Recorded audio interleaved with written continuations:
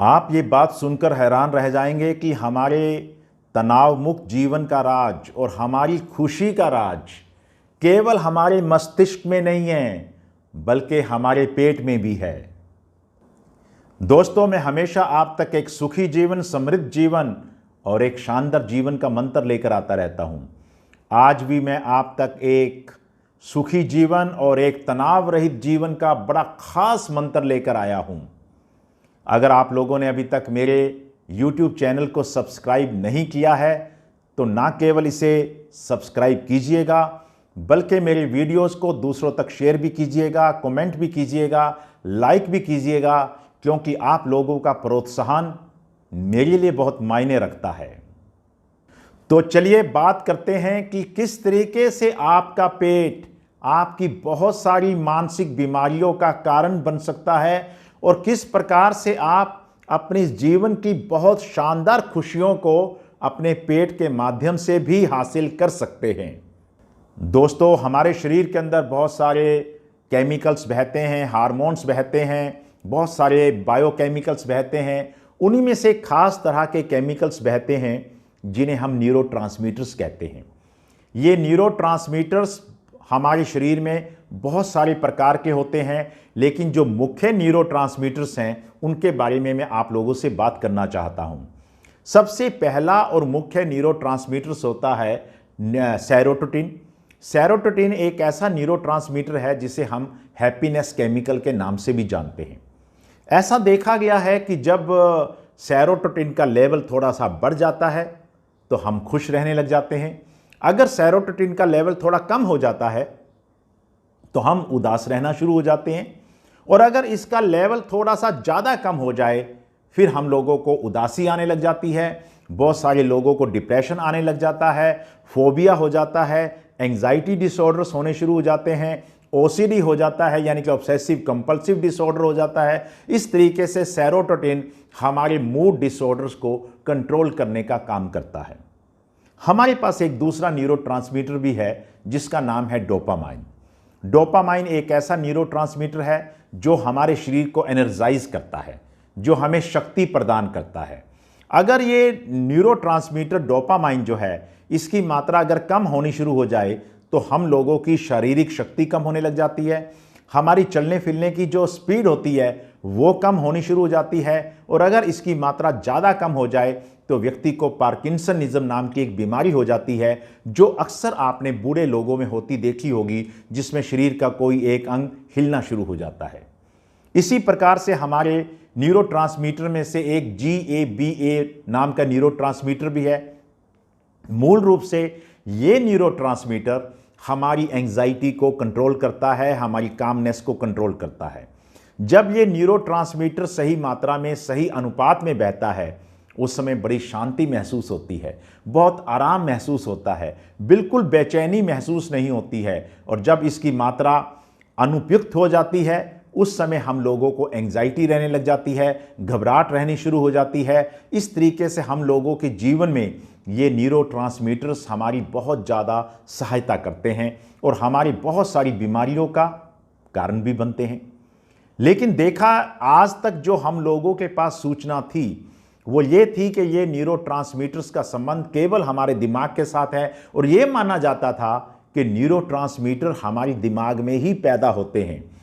दोस्तों, जो जानकारी मैं अब आप लोगों से साझी कर रहा हूं ये बहुत महत्वपूर्ण है, क्योंकि अब ये पता चला है कि जो ये हमारे बिहेवियर को, हमारे मूड को, हमारी खुशी को, हमारी चिंता को, हमारे डिप्रेशन को नियंत्रित करने वाले जो ये केमिकल्स जिनको हम मानते थे कि दिमाग में पैदा होते हैं, वो दिमाग में नहीं, उनका 95% हिस्सा हमारी आंतों में पैदा होता है, हमारी गट में पैदा होता है, यानी कि हमारे पेट में पैदा होता है।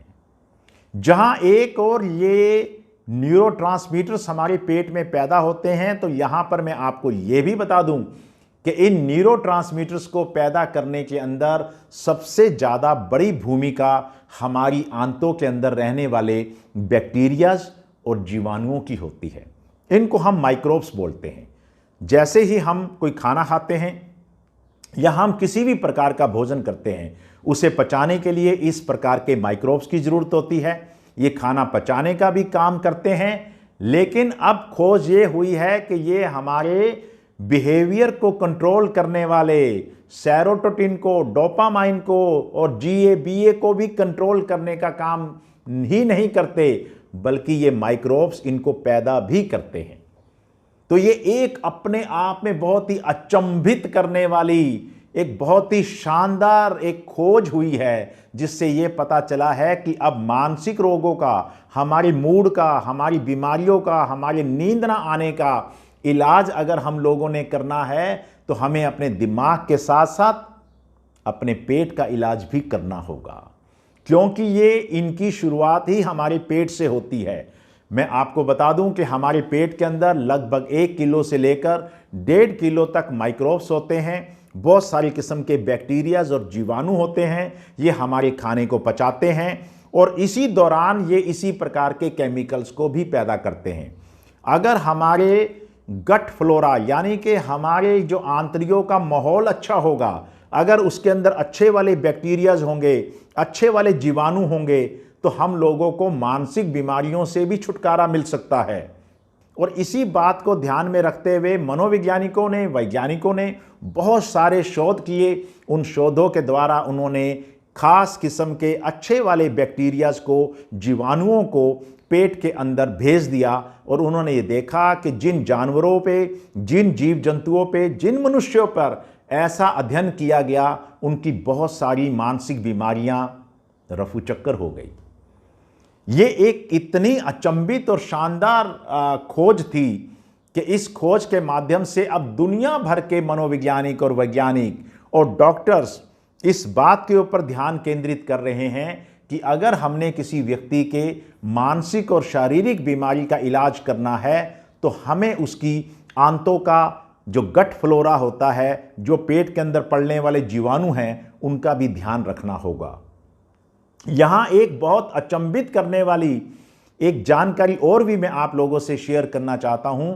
आमतौर से लोग ये सोचते हैं कि हमारे शरीर के अंदर केवल एक दिमाग है, लेकिन आप लोग ये जानकर हैरान हो जाएंगे कि हमारे शरीर में एक नहीं बल्कि 2 दिमाग है और दूसरे दिमाग का एक सिंबॉलिक नाम जो है वो हमारी गट को दिया गया है, हमारी आंतरियों को दिया गया है।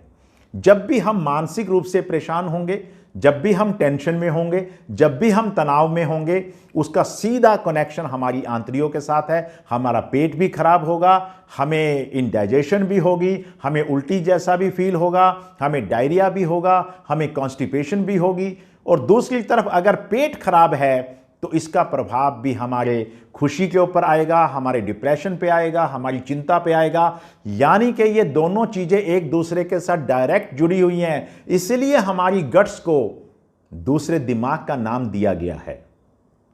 दोस्तों, अगर आपने ये बात को अच्छी तरीके से समझ लिया है कि हमारे बहुत सारे जो व्यवहार हैं उनको कंट्रोल करने का काम हमारे शरीर में बहने वाले न्यूरोट्रांसमीटर्स करते हैं, सेरोटोनिन करता है, डोपामाइन करता है, GABA करता है। और आपको ये भी मैंने बता दिया है कि ये न्यूरोट्रांसमीटर ज़्यादा मात्रा में जो पैदा होते हैं ये हमारे गट में होते हैं, हमारे आंतरियों में पैदा होते हैं। और इन्हें पैदा करने के लिए हमारे पेट के अंदर माइक्रोब्स और जीवाणु काम करते हैं।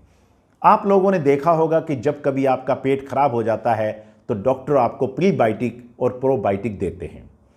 यहाँ आपको ये समझना भी जरूरी है कि जो ये प्रोबायोटिक होते हैं ये बैक्टीरिया ही होते हैं, ये जीवित जीवाणु होते हैं जो कि हम गोली के माध्यम से अपने पेट में लेते हैं तो वो हमारी गट में जाकर रहना शुरू कर देते हैं और वहीं पर रहकर वो और जीवाणुओं को पैदा करते हैं, माइक्रोब्स को पैदा करते हैं और अंदर के माहौल को बहुत अच्छा बनाने की कोशिश करते हैं।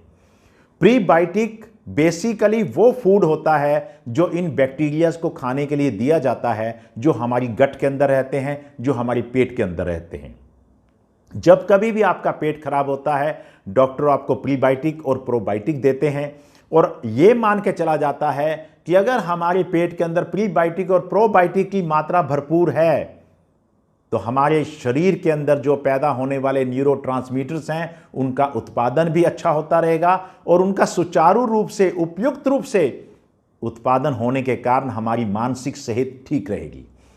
यहाँ तक कि हमें स्किन की बीमारी, बहुत सारी हमारी जो शारीरिक बीमारियां हैं, हमारी स्किन की बीमारियां हैं, उसका भी कारण हमारे पेट के अंदर जीवाणुओं से है, जो माइक्रोब्स हैं, जो न्यूरोट्रांसमीटर्स पैदा करते हैं।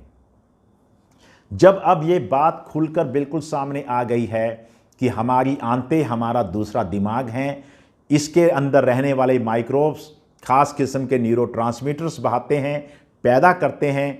इन्हीं न्यूरोट्रांसमीटर्स के कारण हम बहुत अच्छा महसूस करते हैं, बड़ी खुशी महसूस करते हैं, और जब अंदर गंदे बैक्टीरियाज पैदा होने लग जाते हैं या अच्छे बैक्टीरियाज की कमी हो जाती है, तब हम लोगों का मानसिक स्वास्थ्य भी बिगड़ जाता है। मैं हमेशा नई नई जानकारियां आप तक लेकर आता रहता हूं। मैं एक बार फिर से आपसे निवेदन करता हूं कि अगर आपने मेरे चैनल्स को सब्सक्राइब नहीं किया हुआ है, सब्सक्राइब करें। यही नहीं बल्कि आप अपने दोस्तों तक इस वीडियो को और मेरी बाकी वीडियोस को भी शेयर करना बिल्कुल ना भूलें।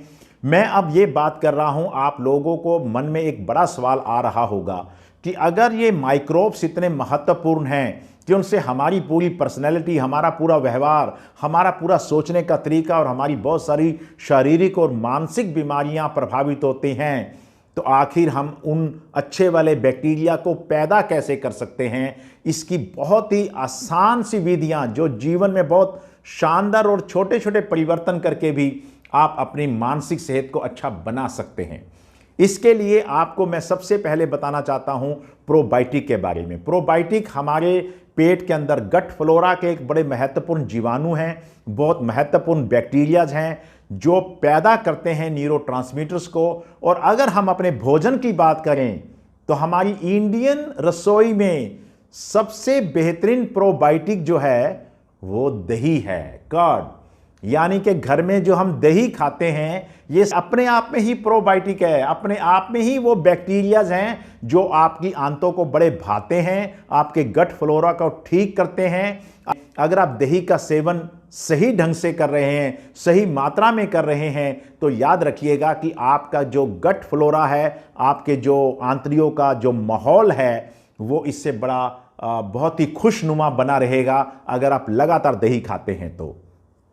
इसके अलावा आप लोगों को मैंने अभी बताया कि हम प्रोबायोटिक के अलावा प्रीबायोटिक भी लेते हैं।